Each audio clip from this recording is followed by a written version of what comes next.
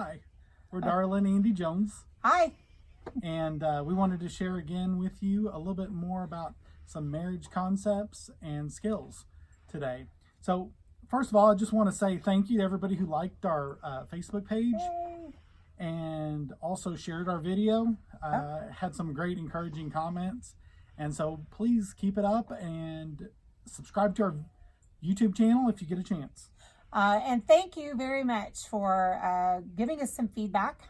Some of you chose to do that on our Facebook pages, and some of you private messaged us. Let me share a scripture. So Ecclesiastes 4, 9 and 10 says, 2 are better than 1, because they have a good reward for their labor. For if they fall, the one will lift up his fellow. It's interesting to me that it doesn't say if one of them fall, because sometimes when we fall together.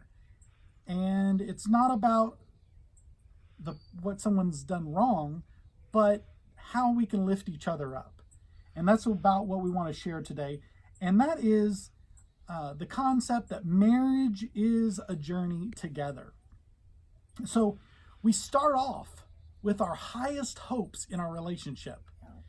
And we always look for what's right about our partner. Everything's right? But then sometimes we get disappointed when we notice all the things that maybe are not so good. I don't have any of those. Do you? Oh, maybe. But anyway, I'm talking about our focus shifts sometimes. And so we want to realize that marriage is a journey together. Yeah. You know, it's this path. And so we start off on our marriage and we start down this road, and all we can see is just great times and pleasure ahead and just wonderful times. And then life happens, and there seems to be this fork in the road, and the pleasure path that we want to be on is over there, but we end up on this pain side of the map, and it's not where we want to be. And we can see where we want to be, but this is not where we want to be. And what this fork in the road looks like a lot of times is things happen that aren't any fault of our own. And for us, earlier in our marriage, we lost a child in our first year of marriage. We were surprised by a pregnancy, and we expected nothing but great expectations and dreams fulfilled with that. And it ended up in a late-term miscarriage. And that rocked our world. It was the first real trial that we had in our relationship. And it was hard. It was really hard, mainly because people grieve differently. And it was hard for us to stay on the same page. And so we ended up on this pain side, and we had some things we had to work through to be able to get back to that pleasure side where we had intended to be and wanted to be all along. And so life just happens. And right now we're in the middle of this big stressful time. A lot of times with some friends who've lost their jobs, they aren't coming back after this quarantine's over. We've got some that they're temporarily out of work and not sure if the money's going to be in time, and that stimulus check in time, and just all kinds of stressors in our lives. And so stuff just happens. And so we know these things are going to happen, sometimes our own concerns and sometimes not. So the goal is to try to figure out, how do we weather those times so that we can stay on that pleasure road that we intended to be on together from the very beginning all the way to the end. So whether we're going to the pain side of hurt, anger, sadness, or whether we're going to the pleasure side, the things we hope for, the joy, the peace, all the things that we got married for in the first place, we go together. And that's a very important concept, that we need to go and we need to have a focus, that in order for us to thrive in our relationship, it all depends on two things.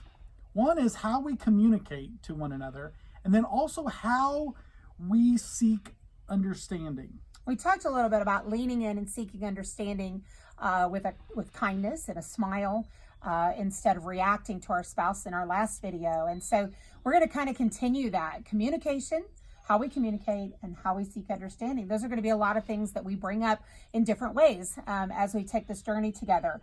So tonight we wanted to share just kind of a quick little thing that you guys can do at home.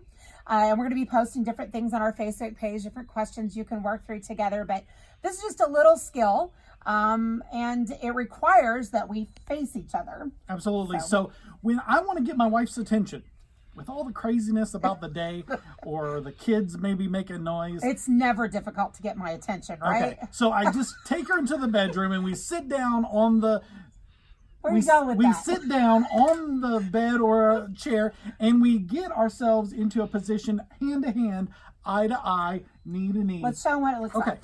like.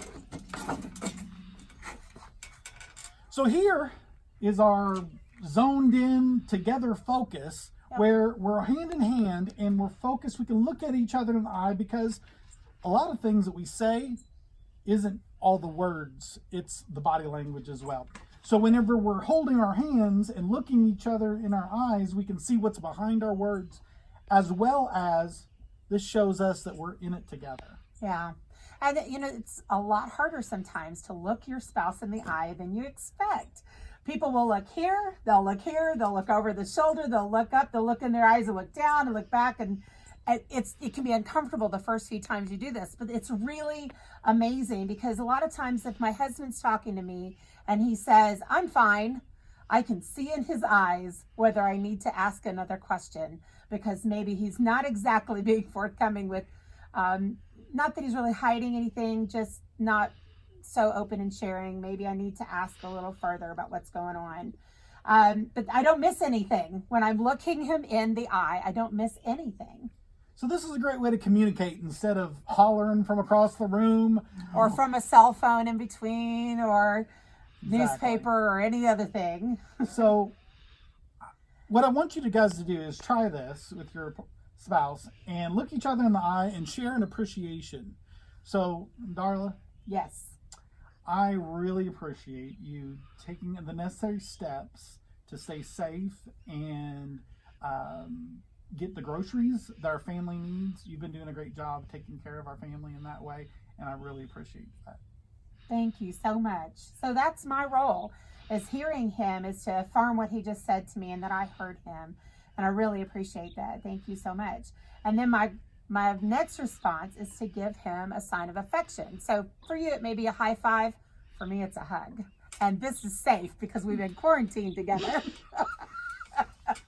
So, and then I'm going to share. Honey, I appreciate so much all the honey-dos you've been doing around the yard. And it doesn't just help us get things done, but it also helps us kind of have a sense of normalcy and some productivity during this time when things are really crazy emotionally for us right now.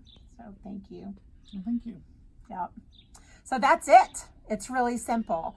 And we hope you'll choose to participate, and we hope you'll choose to comment and let us know what this meant for you guys, and like the page. And Look out for more videos. We really want to get into some more skills and concepts to be a blessing to you and your marriage. see ya.